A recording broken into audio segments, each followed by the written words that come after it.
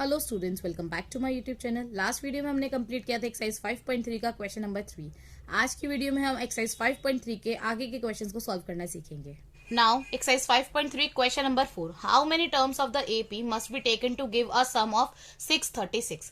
Question में उन्होंने हमें क्या कहा है? क्वेश्चन में उन्होंने हमें एक एपी दिया है और हमसे बोला गया है कि ये बताइए कि इस एपी की कितनी टर्म्स को हम लें ताकि उसका सम जो है वो हमारा 636 आ जाए। कैसे करेंगे वो देख लेते हैं। अब हमने सबसे पहले एपी नोट कर ली। एपी नोट करने के बाद इसमें हमने सबसे पहले निकाला फर्स्ट टर्म। ए हमारा क्या हो जाएगा इस एपी का first term, that is 9। D हमारा क्या हो जाएगा नेक्स्ट टर्म में से प्रीवियस टर्म को minus A2 minus A1। A2 है हमारा 17 माइनस A1 है हमारा 9। 17 में से 9 को माइनस करा तो आंसर कितना आया 8। अब हमें उन्होंने क्या बोला था कि SN हमारा कितना है 636।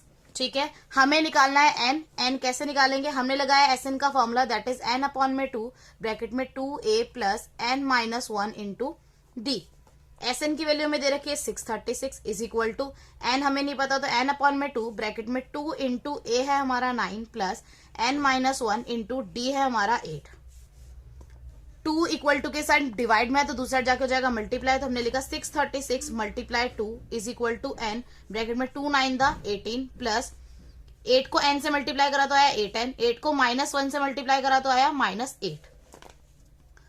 नेक्स्ट स्टेप में हमने लिखा 636 को 2 से इंटू करा तो हमारा आंसर कितना आया 1272 is equal to n bracket में 18 में से 8 को माइनस करा तो आंसर आया 10 प्लस 8n।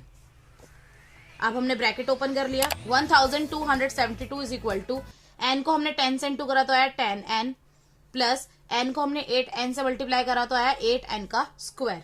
अब 1272 जो है वो इक्वल टू के साइड प्लस में तो दूसरे साइड जाके हो जाएगा माइनस, तो हमने लिखा 8n square plus 10n minus 1272 is equal to 0। हमने देखा इसमें से हमारा 2 कॉमन निकल रहा है तो 2 कॉमन निकाल देते हैं। ब्रैकेट में हमारे पास क्या बचा 8 में से 2 कॉमन निकाला आया 4n स्क्वायर प्लस 10 में से 2 को बाहर निकाला तो आया 5n माइनस 1272 में से 2 को बाहर निकाला तो आया 636 is equal to 0। 2 equal to के साइड मल्टीप्लाई में तो दूसरी साइड जाके हो जाएगा डिवाइड, तो 0 को 2 से डिवाइड करा तो आंसर आया 0, तो हमने लिखा 4n square plus 5n minus 636 is equal to 0। अब इस इक्वेशन को हम क्या करेंगे स्प्लिट करेंगे। स्प्लिट करने के लिए सबसे पहले हमें क्या करना पड़ेगा एन स्क्वायर का जो कॉफिशिएंट है मतलब उसके आगे का जो नंबर है उसको हम इस नंबर से मल्टीप्लाई करेंगे। मतलब हमने 4 को हमने क्या करा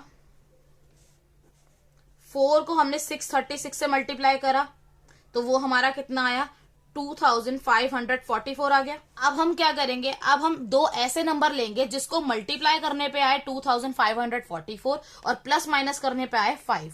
कैसे करेंगे? हमने क्या करा हमने इस नंबर को पहले फैक्टराइज कर लिया।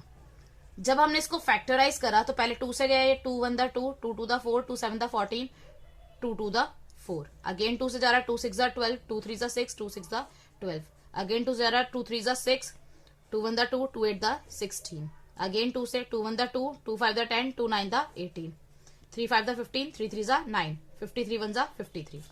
अब हमने देखा इसमें हमारे पास दो नंबर कौन से आए, एक तो आया 53, दूसरा आया 3 to the 6 6 to the 12 12 to the 24 24 to the 48। 53 और 48, जब हमने 53 को 48 से इंटू करा तो हमारा आया 2544।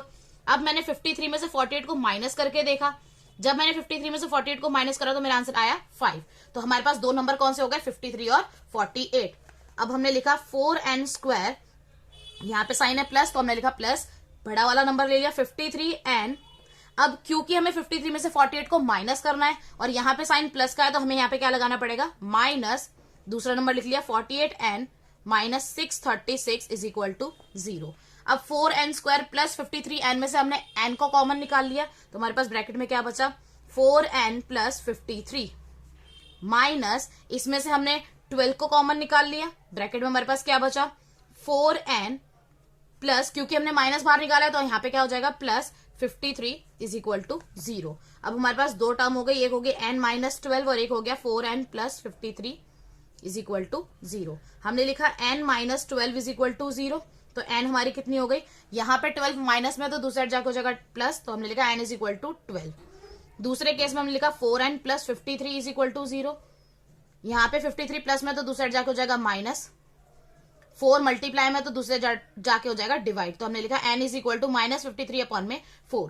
क्योंकि यहाँ पे n की वैल्यू माइनस में तो हम इसे कंसिडर नहीं करेंगे, हम किसे कंसिडर करेंगे 12 को। तो हमने लिखा so the sum of 12 terms is 636.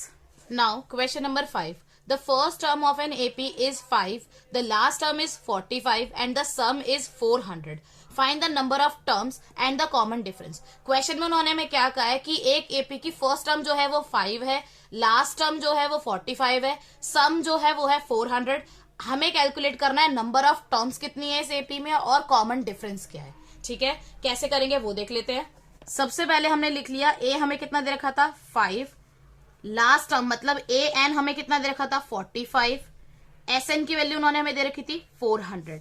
अब यहाँ पे हमने सबसे पहले एस एन का फॉर्मूला लगा लिया। एस एन का फॉर्मूला हमने कौन सा लगाया, एन अपॉन में 2 ब्रैकेट में ए प्लस एल, क्योंकि हमें इसमें फर्स्ट टर्म और लास्ट टर्म दोनों दे रखी है। तो हमने लिखा S n is equal to 400 is equal to n upon में 2 ब्रैकेट में ए है हमारा 5 प्लस एल हमारा क्या हो जाएगा 45। क्यों, क्योंकि ए एन और एल जो है वो सेम ही होता है, इक्वल होता है। ठीक है, फिर हमने नेक्स्ट में लिखा 400 is equal to n upon में 2, 5 में 45 को ऐड किया तो कितना आया 50, 52 के टेबल से कट रहा है तो उसको कट कर देते हैं, तो ये हमारा आ गया 25। तो हमने लिखा 400 इज इक्वल टू 25 एन।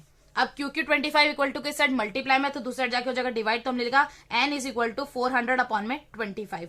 400 को जब हमने 25 से डिवाइड करा तो हमारा आंसर कितना आया 16। तो एन की हमारी वैल्यू कितनी आ गई 16। दूसरी चीज उन्होंने हमें बोली थी कॉमन डिफरेंस कैलकुलेट करने के लिए, तो उसके लिए हमने क्या करा, ए एन का फॉर्मूला लगा दिया, A plus N minus 1 into D. अब ए एन हमें कितना दे रखा था 45 इज इक्वल टू ए हमारा कितना था 5 प्लस एन की वैल्यू हमारी कितनी है 16 माइनस 1 इंटू डी हमें नहीं पता है।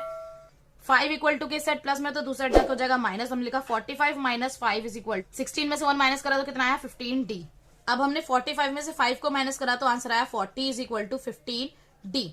अब 15 जो है इक्वल टू के साइड मल्टीप्लाई में तो दूसरे जाके हो जाएगा डिवाइड, तो हमने लिखा d is equal to 40 upon में 15। अभी एक टेबल से कट रहा है तो काट दो, 5 8 40, 5 3 15। तो डी की वैल्यू हमारी कितनी आ गई 8 अपॉन में 3। तो हमने लिखा so N is equal to 16 and D is equal to 8 upon में 3। That's all for today. I'll see you in the next class.